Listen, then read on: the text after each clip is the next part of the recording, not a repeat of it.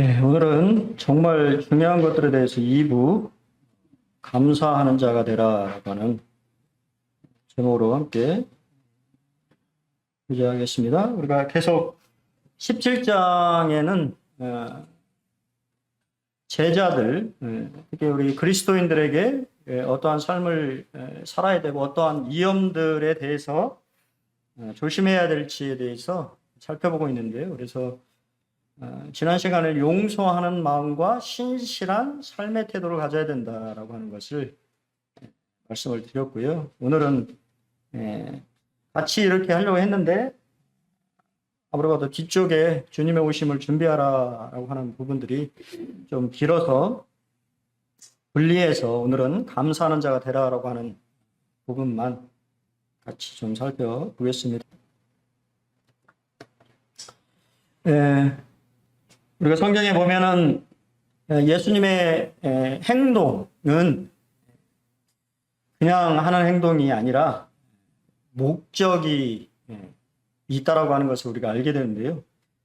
예수님께서는 지금 우리가 그때 말씀드린 것처럼 누가복음은 예수님이 예루살렘으로 올라가시는 여행기 형식을 띠고 있다고 말씀을 드렸어요. 그래서 이제 예수님이 6월절, 곧 있을 6월절 십자가에서 하나님의 뜻을 이루실 그러한 목적들을 가지고 여행을 계속하고 계시는데요.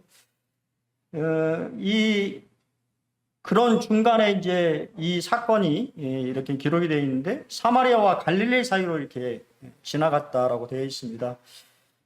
그러니까 이제 사마리아 경계와 갈릴리라고 하는 경계에 이 사이를 사실은 이제 지나가신 거죠. 뭐 아시는 것처럼 이 유태인들은 사마리아 사람들이 우리가 사마리아 사람들은 혼혈인이죠. 그러니까 피가 섞여 있는 이방인, 유태인이긴 하지만 이방인의 피가 섞여 있는 순수한 혈통이 아니기 때문에 유태인들은 사마리아 사람을 어떻게 생각했을까요? 무시하고 그들과 상종하지 않는 그런 태도를 취했는데요. 그래서 우리가 잘 아시는 이게 지도를 보시면 알 수 있는 것처럼 사실 이 유대 지역인 이 갈릴리에서 사마리아를 거쳐서 유대 지역인 예루살렘에 이렇게 가면 쉽게 갈 수 있는 사실은 지름길이죠.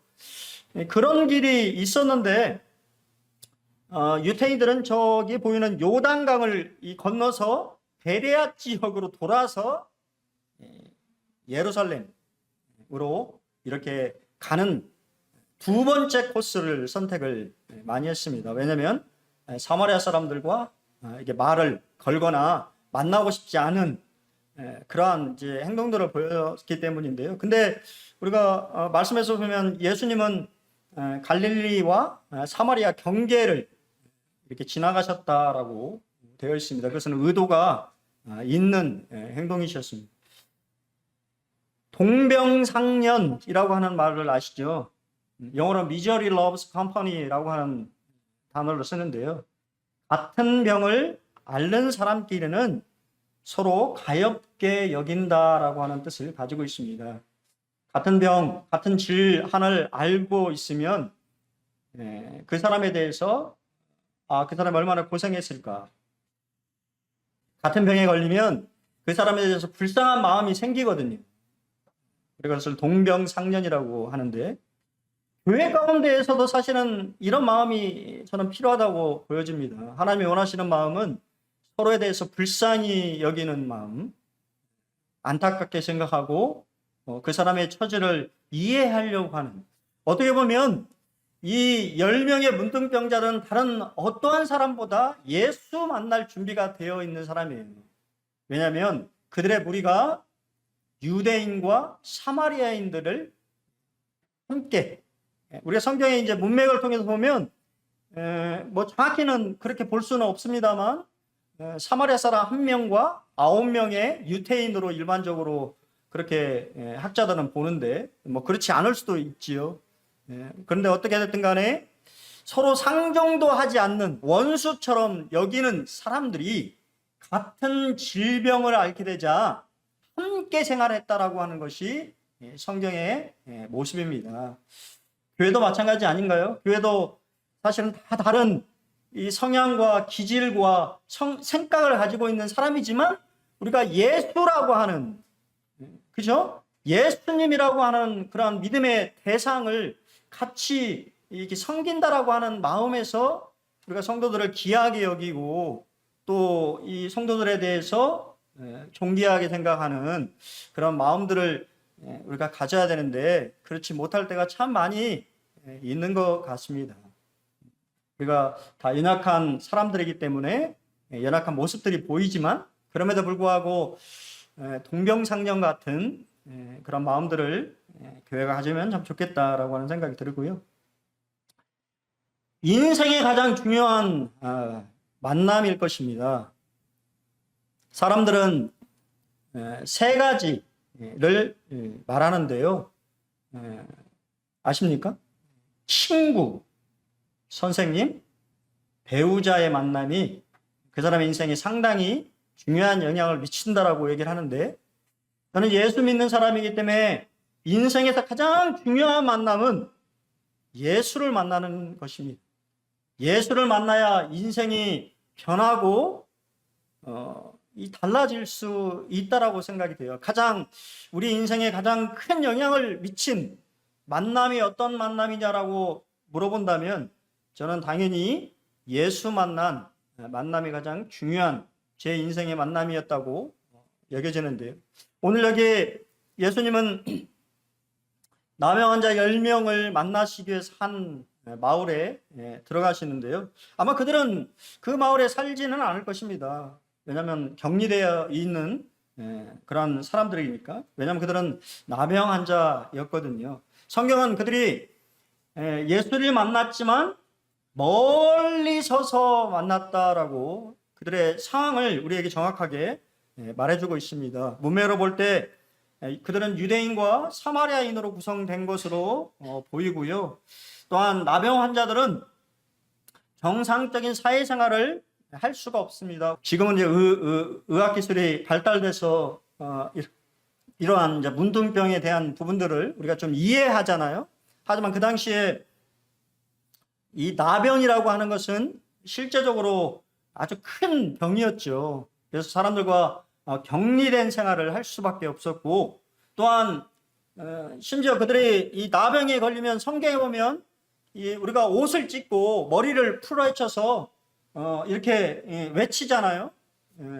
화가 있다라고 이렇게 자기의 죄를 고백하는 그런 고백을 하는 것처럼 자신이 죄인이라고 하는 것을 고백을 하는 병이었습니다. 그래서 랍비들은 이 나병이라고 하는 것이 하나님께서 주시는 병이라고 이렇게 가르쳤어요.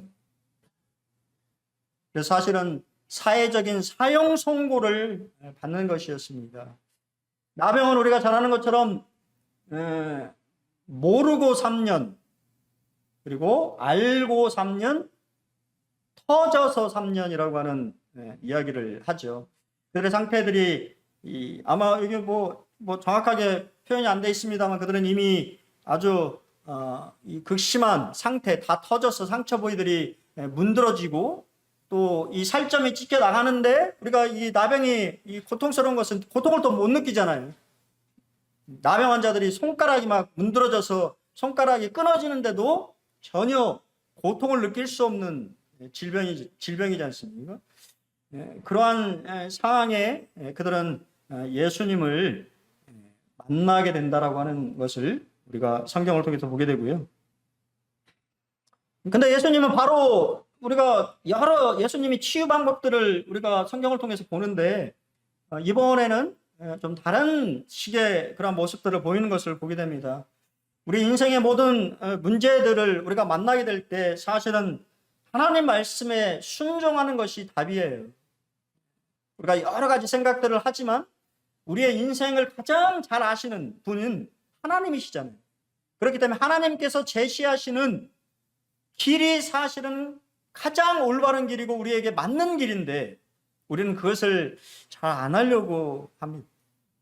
순종이 답이죠. 예수님은 다른 것을 말씀하지 않으시고 그냥 일반적으로 병이 나았을 때, 나병이, 피부병이 깨끗하게 됐을 때 취하는, 제사장에 가서 보혈하라고 하는 것을, 치유됐다라고 하는 것을 확인을 받고 다시 공동체 안으로 들어올 수 있다라고 하는 것을 확인받는 작업이거든요. 근데 그들은 여전히 사실은 깨끗함을 받지 않았잖아요. 나병을 앓고 있는데 주님은 약속만 하신 것이죠. 너희 몸을 제사장에게 가서 보여라. 근데 어떤 일이 나왔습니까? 그들이 가자 깨끗함을 받았다라고 성경은 얘기하고 있습니다. 믿음은 내 생각을 버리는 것에부터 시작되는 것 같습니다. 우리가 잘 아는 문둥병 환자의 대표적인 인물은 구약의 수리아의 장군이었던 나아만 장군이죠. 우리 주일학교 학생들 이렇게 이야기할 때 참 많이 등장하는 인물인데, 나아만 장군도 스스로 구원해 보려고 무지애를 썼습니다. 그는 아주 위대한 장수였지만 문둥병자였어요. 그의 갑옷 안에는 피고름이 맺히고 고통을 느끼는 그러한 사람이었기 때문에 이 병을 낫고자 얼마나 애를 썼는지 몰라요. 그래서 그는 수리아의 왕에게 가서도 그의 병에 대해서 어떻게 하면 고칠 수 있을까 했지만 아무 소용이 없었습니다. 도움을 줄 수가 없었죠. 또한 이스라엘의 이 하나님, 이제 이 종의 이야기를 통해서 이스라엘에 가면 이 하나님의 선지자가 있고 또 하나님의 선지자 충분히 고칠 수 있다라고 하는 이야기를 듣고 이스라엘 왕을 또 찾아가지 않습니까? 그러니까 이스라엘 왕이 우리가 잘 아는 것처럼 내가 하나님이 간데 그 병을 어떻게 고쳐줄 수 있냐라고 오히려 당황해야 하는 그러한 모습을 또 보이는 것을 보게 됩니다. 그리고 우리가 잘 아는 것처럼 이제 결국 하나님의 선지자를 만나잖아요. 근데 그 하나님의 선지자는 아주 우습게 생각하는 거죠. 나아만 장군을 만나주지도 않습니다. 그냥 종을 보내가지고 요단강에 7번 씻으면 나올 것이다라고 말하니까 그는 분노가 차오르고 자기를 무시하고 자기에게 그런 대접을 받아본 적이 없는 것이지요. 자기 생각에 이렇게 있는 그러한 상태에서는 여전히 그가 병을 고칠 수 없는 것을 보게 됩니다. 성경은 그에 대해서 이렇게 자세히 말해주고 있잖아요. 나아만이 노하여 물러가며 이르되 내 생각은, 사람이 망하는 것은 자기 생각 때문에 망하는 것 같아요. 자기 생각, 자기가 이 경험한 것이, 자기가 배워온 것이 사실은 이 전부잖아요. 근데 그것이 옳다라고 생각한다라고 하는 것이죠. 나와도 마찬가지로 대접을 받기를 원했던 것 같아요. 자기가 그런 대접을 받아본 적이 없잖아요. 엘리사가 와가지고 극진하게 대접하면서 막 몸에 막 여호와를 부르면서 자기 몸을 만져주며 뭐 안수하며 뭐 이렇게 이런 것들을 해주기를 바랐는데 그런 것은커녕 그냥 종을 보내가지고 저기 요단강 가서 뭐 씻으라고 하니 얼마나 자존심이 상했을까요? 하지만 우리가 잘 아는 것처럼 나아만은 그래도 열려 있었던 사람인 것 같아요. 종에 대해서 이 종들을 잘 이렇게 했던 사람인 것 같습니다. 종들과의 그런 관계가 좋았던 것 같아요. 그러자 우리 종들이 막 이렇게 부탁하잖아요. 여기까지 왔는데 이게 참 필요한 것 같아요. 여기까지 왔는데 한번 해볼 수 있잖아요. 아버지시여 여기까지 왔는데 한번 저 선지자의 말처럼 그냥 한번 담궈볼 수 있지 않습니까? 그러자 그의 마음이 바뀌었다고 성경은 말합니다. 하나님의 사람의 말대로 요단강에 7번 몸을 잠그니 그의 살이 어린아이같이 이 살같이 회복되어서 깨끗하게 되어졌습니다. 내 생각을 버릴 때 그리고 하나님의 말씀대로 순종하게 될 때 하나님의 역사가 일어난다고 성경은 계속적으로 우리에게 말해주고 있습니다. 그래서 우리가 잘 아는 것처럼 이사야서 55장 7절에 악인은 그의 길을, 불의한 자는 그의 생각을 버리는 것이 중요하죠. 그리고 여호와께로 돌아오라. 그리하면 그가 긍휼히 여기시리라. 우리 하나님께로 돌아오라. 그가 너그럽게 용서해 주겠다고 약속해 주고 있는 것이죠. 자기 생각을 버리는 데부터 이 믿음은 시작되는 것입니다. 두 번째, 믿음은 간절함입니다. 사실 이거는 병을 앓는 사람에게 간절함은 너무도 당연한 것 같아요. 저도 제가 피부 질환을 어렸을 때 알았기 때문에 이 낫고자 하는 마음에 이 병자의 그런 마음, 그런 것들을 좀 생각을 해보게 됩니다. 믿음은 간절함이죠. 간절함이 없으면 나올 수가 없어요. 극동방송에 인문학을 하나님께라고 하는 이 프로그램이 있는데요.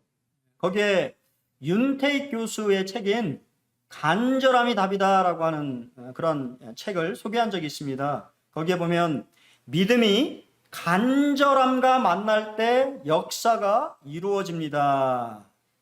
그러면서 이야기를 하나 드는데요. 여우가 토끼를 쫓고 있었습니다. 그런데 힘도 세고 속도도 빨랐던 그 여우는 토끼를 잡을 수 없었습니다. 왜일까요? 여우는 한 끼의 식사를 위해 뛰었지만 토끼는 살기 위해 뛰었기 때문입니다. 바로 간절함의 차이 때문입니다. 이해가 되죠?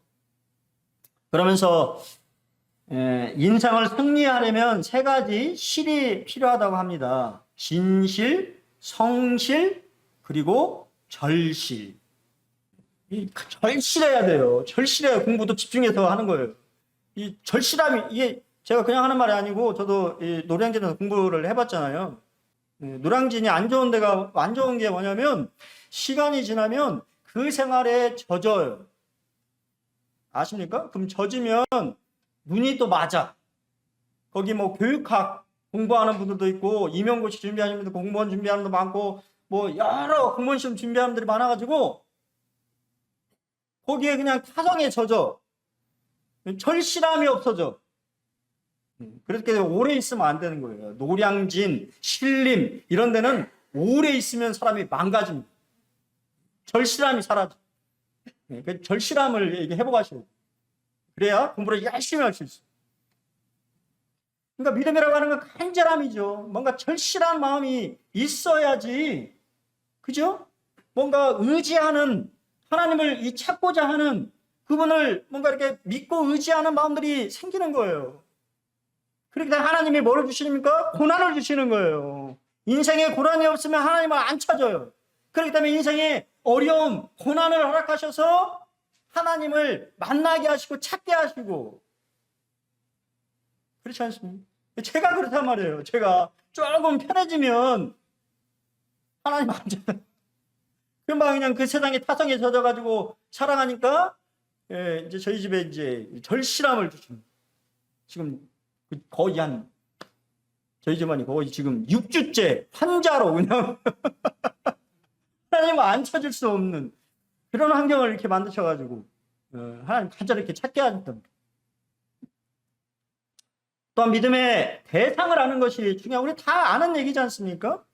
예수 선생님이요. 우리가 선생님 하면 그냥 일반적인 말인 것처럼 보이지만 이 헬라어인 에피스타테스라고 하는 이 선생님이라고 하는 단어는 감독하는 이치에 있는 자라고 하는 말이에요. 모든 것을 이 컨트롤 하시는, 조절할 수 있는, 그러니까 이 문둥병자들이 예수를 어떻게 생각하냐면 그냥 우리가 대충 만나는 선생님 이런 게 아니라 질병을 치유할 수 있는 분이라고 믿었다라고 하는 것입니다. 이 용어는 이방인들에게 이 서신을 쓰고 있는 누가에서는 선생님, 랍비라는 표현이 아닌 선생님이라는 표현을 동일하게 사용하고 있고, 그것은 랍비라고 하는 말이고, 이 단어는 항상 제자들만 사용했던 단어예요. 우리 제자들이 이 성경에서 선생님, 우리가 마태복음에서는 라오니라고 하는, 랍비라고 하는 말이라고 하는 거예요. 그들 또한 예수에 대해서 어느 정도 믿음을 가지고 있었습니다. 우리 사랑하는 요한복음 17장 3절에 영생은 곧 유일하신 참 하나님과 그가 보내신 자 예수 그리스도를 아는 것이니라라고 이렇게 되어 있잖아요. 제가 우리 박영순 모치님 잘 몰랐는데요. 이번에 이제 우리 모임으로 오시고 또 처음 이렇게 이제 제가 그 전에는 이렇게 우리 박영희 모치님 이렇게 같이 있을 때 이렇게 잠깐 뵙고 이번에는 이제 인사드리러 갔었는데 박영희 순 모치님 조금 알겠더라고. 집에 가니까 집에 얼마나 깔끔하시고 잘 정리정돈이 되어 있는 것을 보고 우리 참 박영순 모치님이 어떠한 분이구나라고 하는 건 조금 우리 김장근 형제님만큼은 모르겠습니다만 제가 이제 가보니까 우리 박영순 모치님은 어떤 분이시구나라고 하는 것을 조금이나마 이해하고 알게 되었어요. 그래서 아는 것이 중요하잖아요. 알 때 이해하게 되고 그분이 이제 이렇게 어떤 말하시는 거나 뭐 이런 것들을 조금은 이제 이해할 수 있는 그런 것 같습니다. 우리가 예수를 안다고 하는 것이 참으로 중요한 것이죠. 거기서부터 믿음이 오는 것입니다. 어떤 분은 그때도 말씀드렸잖아요. 제가 어떤 형제님의 간증을 청년 때 들은 적이 있는데 그 분은 항상 그런 얘기를 하셨어요. 하나님은 두려운 분이다. 왜냐하면 그분의 인생에서는 그분의 온몸이 상처투성이었어요. 근데 그분은 그러한 모든 것들을 하나님의 징계로 생각하시고 두려운 하나님 그렇게 아시더라고요. 뭐 저는 그렇게 알지는 않습니다. 이제 여러분들이 하나님의 성품이 있잖아요. 하나님이 어떤 분이라고 하는 분이 있잖아요. 근데 그 아는 것이 중요한 거예요. 그분이 어떠한 분이신지를. 그것이 바로 신앙의 토대가 되는 것입니다. 흔들리지 않는 기본적인 바탕이 되어지는 거예요. 근데 그것이 약하게 될 때, 그분을 잘 알지 못할 때 신앙이 흔들려요. 내 생각이 들어가고 그분에 대해서 잘 알지 못하게 되는 것입니다. 믿음은 믿고 가는 것입니다. 그들이 가다가 깨끗함을 받았다라고 성경은 얘기합니다. 원어에 오면 즉시 갔다고 되어 있어요. 예수님이 가서 보이라고 하자 그들이 즉시 간 것입니다. 믿음은 즉시 가는 것입니다. 그분의 말씀을 믿고 가는 것이죠. 예수님은 치유에 대한 약속만 하신 거예요. 그래서 하나님의 말씀은 우리가 여러 하나님의 약속들이 있지만 그것은 다 어느 분이 말하는 것처럼 약속 어음과 같다고 하잖아요. 믿고 가서 달라고 해야지 주는 것이지 줄까? 하면 안 주는 것이죠. 의심이 들어서는 안 된다고 하는 것입니다. 찰스인들은 누가의 문법은 그들이 주님의 명령에 따를 때까지 병이 치유되지 않았음을 암시한다. 문자적으로 해석하면 그 구절은 이렇다. 그들이 출발하자 깨끗하게 되었다. 그들이 발을 떼자 그때부터 몸에 변화가 생기기 시작했다라고 하는 거예요. 그들이 느끼고 있었다고 하는 거예요. 치유되고 있다라고 하는 것은. 하나님은 순종하고 행동하는 믿음에 항상 역사하십니다. 즉각적으로 순종하는 믿음에 하나님은 항상 역사하시는 것을 보게 돼요. 동일한 거죠. 우리가 요한복음의 4장에 보면 왕의 신하의 아들이 그렇죠? 아파가지고 열병으로 아파서 예수님께 나와왔잖아요. 아들의 병을 낫게 해달라고. 예수님이 가라! 네 아들이 살아났다. 예수께 하신 말씀을 믿고 가더니 얼마나 놀라운 믿음입니까? 그러자 어떻게 되죠? 말씀하신 그때인 줄 알고 열병이 떠나가는. 항상 믿음은 즉시 순종함으로 하나님의 역사를 본다라고 성경은 말하고 있습니다. 세 번째로 이제 중요한 것은 사실 그들은 더 나아갔어야 되는데 그러지 못했어요. 깨달은 자, 오직 한 사람만이 예수님 앞에 돌아왔습니다. 근데 그리고 성경은 그는 사마리아 사람이라고 얘기하고 있어요. 이야기를 듣고 있었던 제자들은 얼마나 깜짝 놀랐을까요? 그렇게 무시하고 하찮게 생각했던 이 사마리아 사람인데 그 사람만이 감사하러 예배하러 돌아왔다고 예수님이 얘기했을 때 그들은 적지 않은 충격을 받았을 것입니다. 그들 또한 유대인이었기 때문에.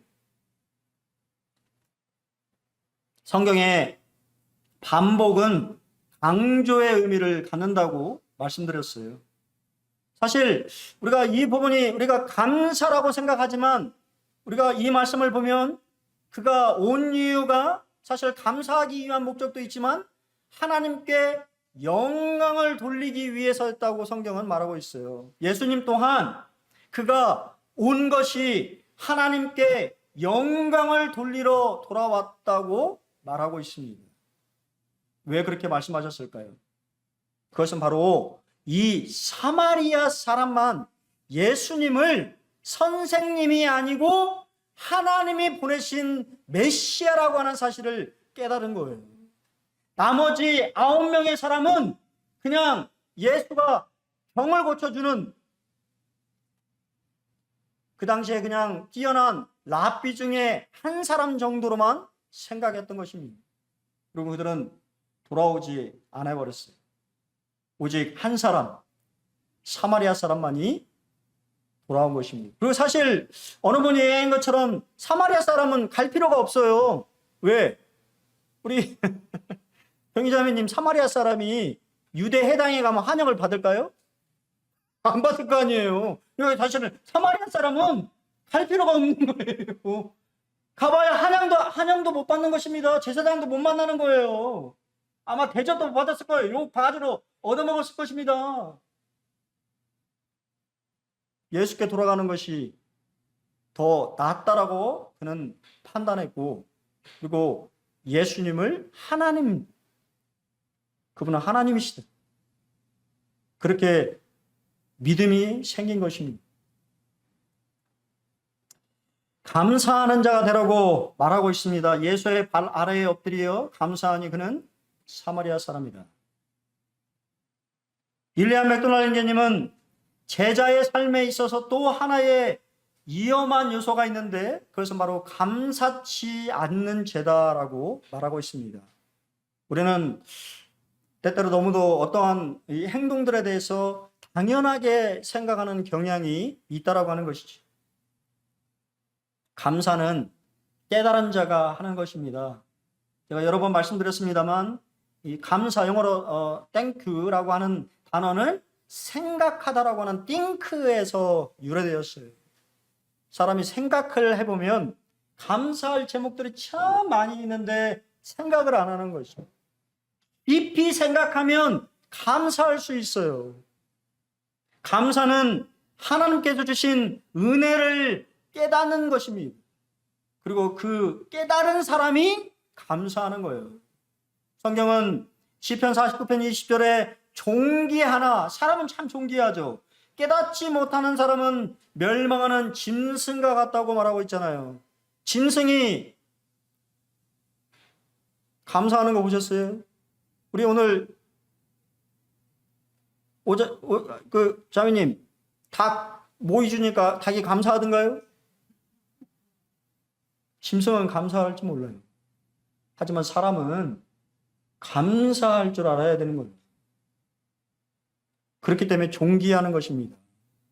감사할 줄 알기 때문에 존귀한 거예요. 우리 인생이 내 힘으로 살아가는 것이 아니라 하나님의 은혜로 살아가고 있다라고 하는 것을 깨닫게 될 때 감사한 거예요. 내가 구원받았다라고 하는 것을 깨닫게 될 때 감사하는 것입니다. 그래서 우리가 예배를 드리는 거 아닙니까?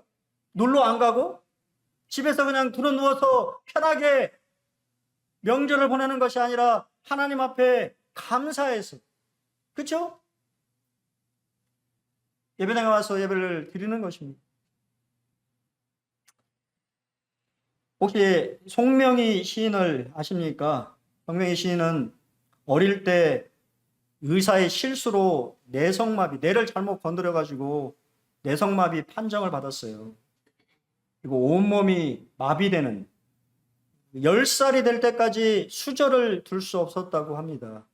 그리고 그의 아버지 또한 결핵을 앓고 있어서 너무 집안이 가난해서 이 10대에 자신의 질병과 이 집안의 이 형편 이런 것으로 인해서 원망과 불평이 가득했어요.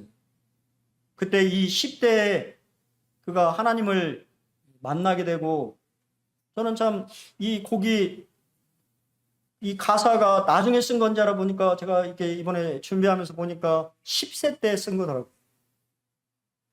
자기가 그렇게 괴로워하며 원망하며 자신의 그러한 것들을 하나님 앞에 토로하면서 깨달은 것이에요. 그리고 깨달으면서 잘 지지도 못하는 연필로 쓴 시가 우리가 잘 아는 나 가진 재물 없으며 라고 하는 곡이에요.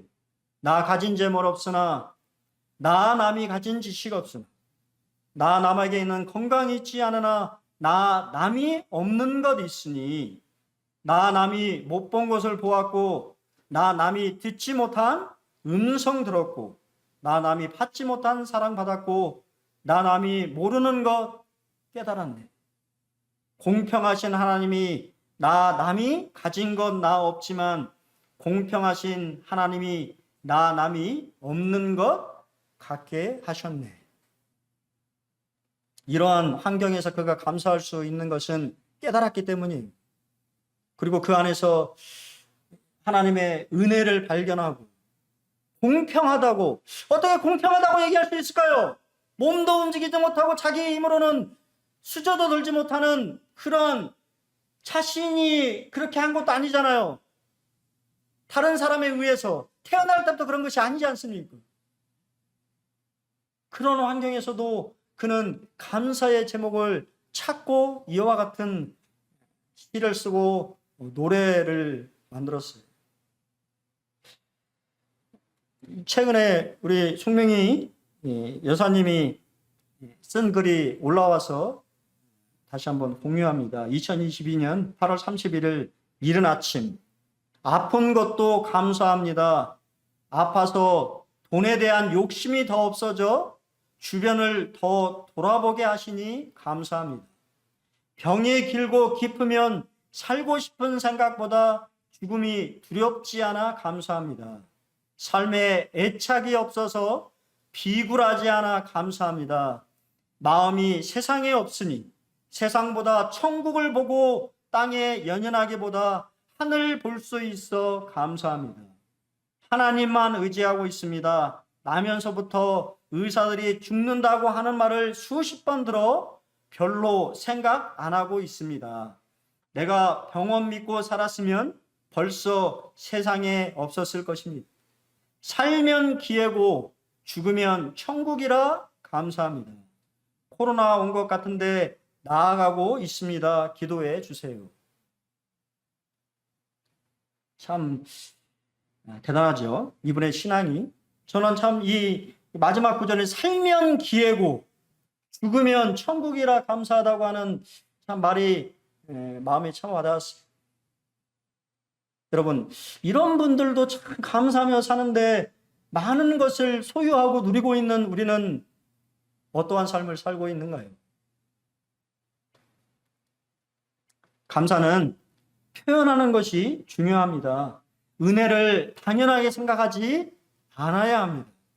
언제나 감사를 말로 표현하는 것이 중요합니다. 말에는 힘이 있으며 그 사람의 인격이 담기기 때문입니다.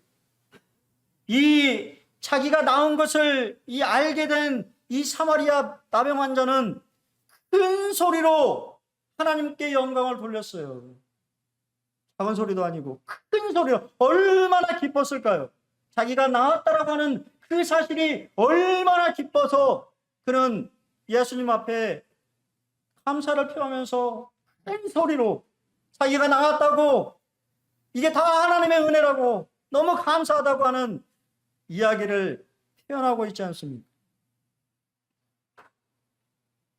사도 바울은 우리에게 오히려 감사하는 말을 하라고 합니다. 우리가 때때로 보면 참 이 누추함과 어리석은 말이나 희롱의 말을 이렇게 할 때가 참 많이 있어요. 그러한 말이 아니고, 그러한 세상적인 말이 아니고, 오히려 감사하는 말을 하라고 우리에게 권면합니다. 우리는 얼마나 감사하는 말을 하고 있습니까? 감사는 관계를 회복시킵니다. 그렇죠? 감사를 통해서 사마리아인은 하나님과의 관계를 회복하는 것이, 그는 육체의 고침보다 더 큰, 즉 영혼의 구원을 받았습니다. 일리아 맥도날드님은 감사할 줄 아는 10%의 사람만이 그리스도의 참된 부요를 상속한다고 말하고 있습니다. 여러분, 인간관계도 마찬가지죠. 인간관계도 감사를 표현하게 될 때 싫을 사람이 누가 있어요? 그 사람에 대해서 안 좋은 마음을 가지고 있어도 오히려 그 사람이 앞서서 아이고 감사합니다라고 얘기하면 우리 속담에 웃는 얼굴에 침 못 뱉는다고, 감사를 표현한 사람한테 침을 뱉을 수 있겠습니까? 관계가 회복이 되는 것이죠. 워인 맥마너스라는 분이 이런 말을 했습니다. 교만한 사람은 원망하지만 겸손한 사람은 범사에 감사합니다. 감사는 더 큰 축복을 끌어오는 자석입니다. 감사는 기적을 창조하는 재료입니다. 감사하며 사는 사람은 불행 속에서도 그 속에 담긴 은총을 발견하게 됩니다. 감사는 축복을 가져오는 자석이래요. 그렇기 때문에 여러분, 이 감사를 표현하셔야 됩니다. 입에 우리가 감사라고 하는 이 말들을 자주 사용해야 되는 거예요. 마지막으로 우리가 가까울수록 하기 어려운 말이 있죠. 왜? 저도 참 그런 생각 좀 많이 하는 사람이었던 것 같아요. 알겠지. 모르더라고요. 알겠지 했는데요, 몰라요. 사람이 말을 안 하면 몰라. 그렇기 때문에 표현하셔야 돼요. 우리 한번 좀 바꿔서 우리 이렇게 옆에 우리 양인자님, 우리 자매님 보시고, 옆에 이렇게 보시고, 감사합니다 해봅시다. 자, 해보겠습니다. 시작. 감사합니다. 사랑합니다. 힘이 납니다. 예, 이런 말들 많이 한 주 동안 좀 하셔서 주변을 좀 변화시키는 한 주가 되시기를 바랍니다. 남은 연휴 잘 보내시고, 또 올라가시는 분들 목적지까지도 건강하게 잘 올라갈 수 있기를 바랍니다. 예, 감사합니다.